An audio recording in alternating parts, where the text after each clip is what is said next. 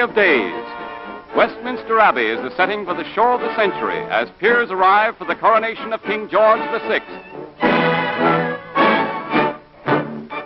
The Archbishop of Canterbury, who is to crown the king. From Britain's far-flung dominions come their premiers. Members of the royal family come to play their roles in this glittering pageant, and the great crowd surging around the Abbey hail them with fervor. The carriage of state bring the Princess Royal and the Duchesses of Gloucester and of Kent.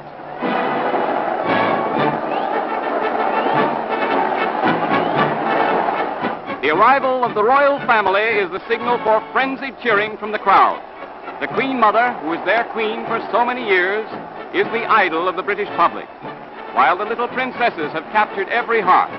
Today is their big day of days, too, and they're enjoying every minute of it in round-eyed, childish wonderment.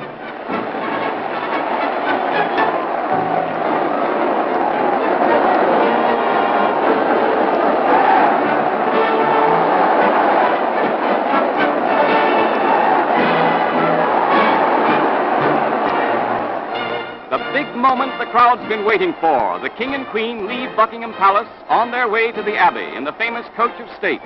The ornate golden carriage with its crystal windows, its colorful postilions, and its superb octet of matched gray horses. This coach, built in 1761, is the symbol of regal pomp and ceremony.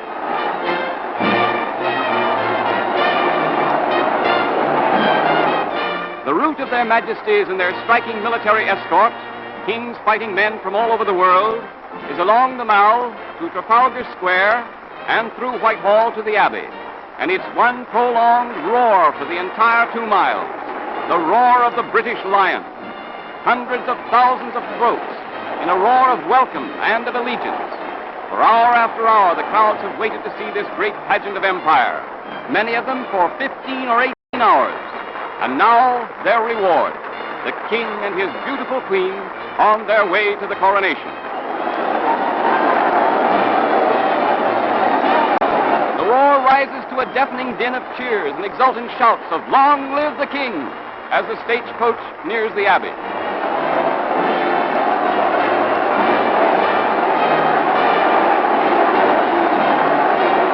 The crowds massed here have seen peers and peeresses, foreign potentates, and visiting dignitaries from the 4 corners of the globe. But this is the supreme thrill. Like figures out of a storybook, the regal pair, with their elaborate state robes of satin, of velvet, and of miniver, leave their golden carriage for the next impressive act in this great dynastic drama, while in their ears ring an unprecedented ovation, ample proof of the popularity they enjoy.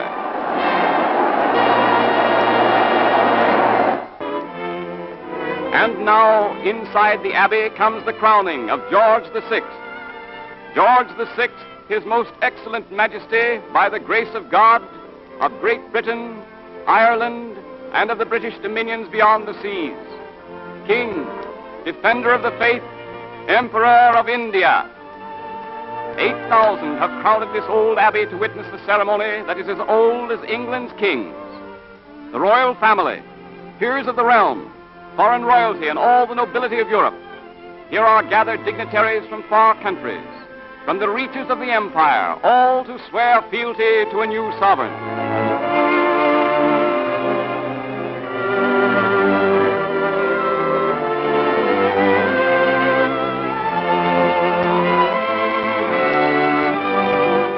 Breathtaking is the word for the ceremonies. $80 million worth of jewels are on display here. The crown jewels alone are valued at $30 million. A fitting background to a ceremony of pomp and circumstances that is unparalleled by any other people's. Pageantry that is England's own, unchanged through the centuries.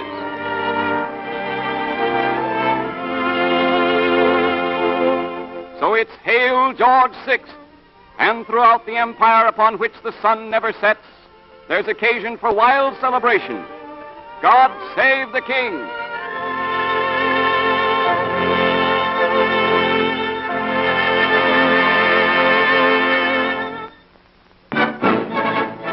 The triumphant triumphant procession back to Buckingham Palace is the most spectacular military display on record. Miles of troops and carriages, picked troops from every part of the world, from every fighting unit in the empire, in a bewildering variety of uniforms and equipment, here to do honor to their new liege lord, to show the world that the line of empire still girdles the earth. Premier Mackenzie King of Canada with his striking escort of royal mounties.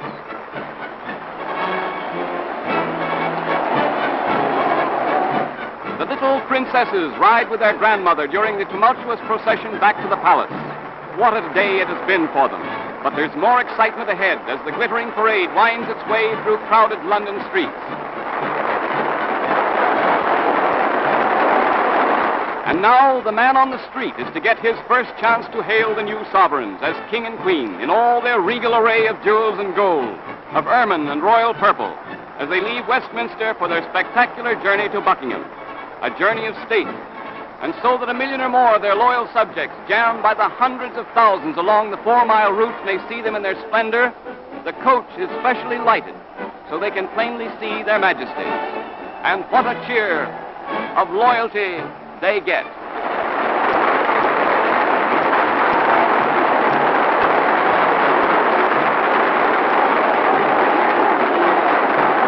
At Trafalgar Square, the crowd literally goes wild as the royal carriages pass.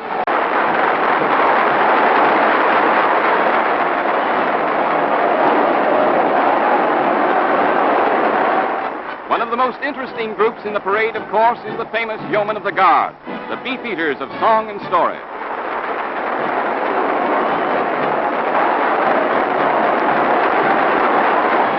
Rain, off and on during the parade, failed to dim the color or lessen the snap of the famous units in the line of march, nor did it dampen the enthusiasm of the cheering thousands on the sidelines.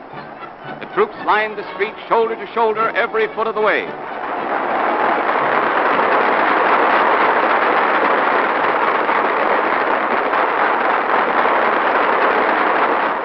Nations of all the world are represented in the procession, in carriages, cars, or on horseback, a tribute of courtesy to the newly crowned monarch of 1/4 of the globe.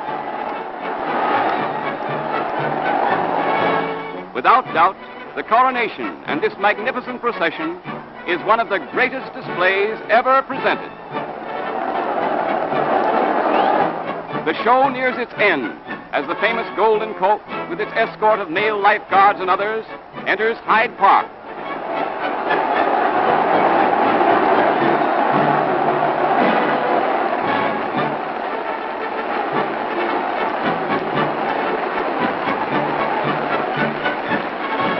This most brilliant of pageants approaches its finale as the state coach arrives back at Buckingham Palace. And a grand finale it is, with still more countless thousands massed before the palace to assure the new king of their loyalty and devotion. Soon they'll send up their voices in a mighty roar for the king and queen to appear on the balcony, a sort of curtain call after the historic drama.